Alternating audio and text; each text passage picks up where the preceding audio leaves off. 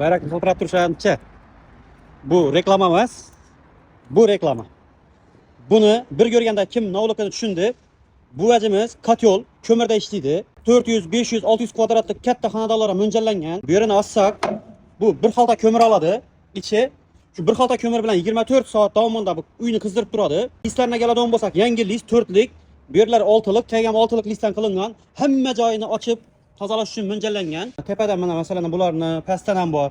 Buni komplektning ichida ventilyatori, su datchiklari, hamma narsasi qo'shib beriladi. Buni sezonda biz 9 million so'mdan sotdik. Endi hozir buni sezonni emasligi uchun sizlarga şu o'zini materialini narxi, ozgina ustaha qilib qo'yilgan narxini hisoblab bersak, 8 million, 7 million, 800 ming so'm chiqib turibdi.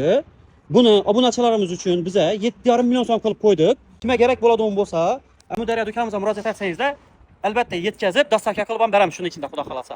Hammangiz do'konimizga kutib qolamiz.